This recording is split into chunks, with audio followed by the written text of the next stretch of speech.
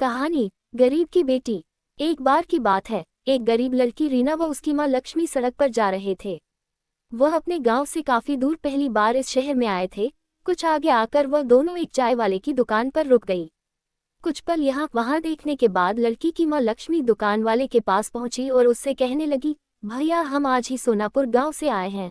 हमारा इस शहर में कोई भी नहीं है, क्या आप मुझे अपनी दुकान में कुछ काम दे सकते हैं जिससे मैं अपनी बच्ची का पेट भर सकूं। इस पर चाय की दुकान वाला कहने लगा, बहन मेरे पास तुम्हारे लिए कोई बड़ा काम नहीं है और ना ही मैं तुम्हें इतने पैसे दे पाऊंगा। इस पर लक्ष्मी कहने लगी, भैया मुझे पैसे की जरूरत नहीं है, मैं आपके बर्तन भी मांज लूंगी, बस आप उसके बदले में मुझे इतना खाना दे देना कि जिससे मेरी बच्ची का पेट भर सके। दुकान वाला कहने लगा, ठीक है बहन, लेकिन तुम रहोगी कहाँ। इस पर वह बड़ी मायूसी से कहने लगी, भैया मेरा इस दुनिया में कोई नहीं रहा, क्योंकि रीना के पिता का देहांत हो गया है, जिसके बाद मेरे ससुराल वालों ने मुझे और मेरी बेटी को धक्के मारकर घर से बाहर कर दिया है। वह बोली, अब तो मुझे ही अपनी इस बच्ची को पालने के लिए कुछ न कुछ काम करना पड़ेगा। आपको मंजूर हो तो मैं आपकी इस दुकान में ही सो जाऊंगी। सुबह जब तक आप अपने घर से आएंगे तब तक मैं आपकी दुकान में झाड़ू पोंछा व बर्तन साफ कर दिया करूंगी। इसके बदले में आप बस मेरी बेटी को कुछ खाने को दे दिया करना। लक्ष्मी की ऐसी बातें सुनकर चाय वाले का मन पिघल गया और उसने लक्ष्मी की बात मान ली।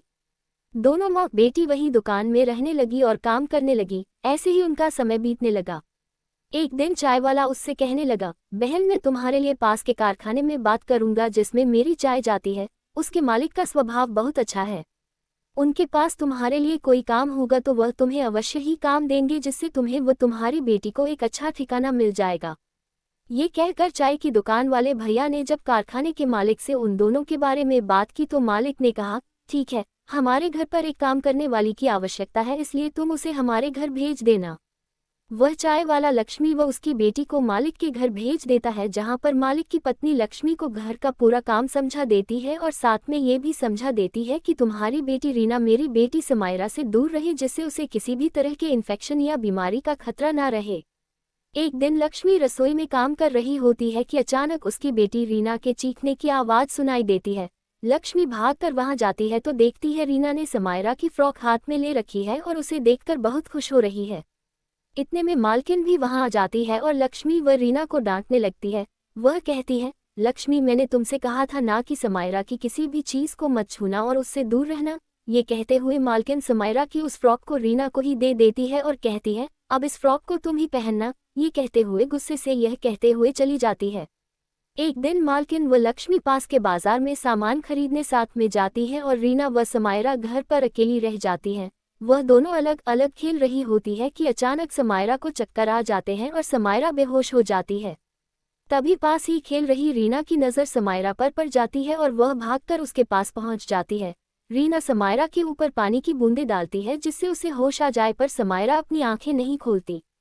रीना घबराकर बिना देर किए पड़ोस में जाकर शोर मचाकर ये बताती है कि देखो समायरा को पता नहीं क्या हो गया है और वह उठा नहीं रही है। उनके पड़ोसी आकर जब घर में देखते हैं तो वह समायरा की हालत देखकर जल्दी से डॉक्टर को बुला लेते हैं। कुछ ही देर में डॉक्टर वहां आ पहुंचते हैं और समायरा को इंजेक्शन लगाते हैं जिससे वह होश में आ जाती है। कुछ देर बाद मालकिन व लक्ष्मी भी बाजार से लौट आती है और घर पर पड़ोसियों को देखकर घबरा जाती है। समायरा की हालत देखकर तो मालकिन बहुत ही परेशान हो जाती है, लेकिन डॉक्टर उन्हें दिलासा देते हैं कि अब वह ठीक है और कुछ दवाइयाँ लिख देते हैं। समायरा की मम्मी उसके पापा को भी फ़ोन करके बुला लेती हैं। डॉक्टर उन दोनों को समझाते हैं कि ब्लड प्रेशर लो हो जाने की वजह से समायरा को चक्कर आ गए थे और वह बेहोश हो गई थी।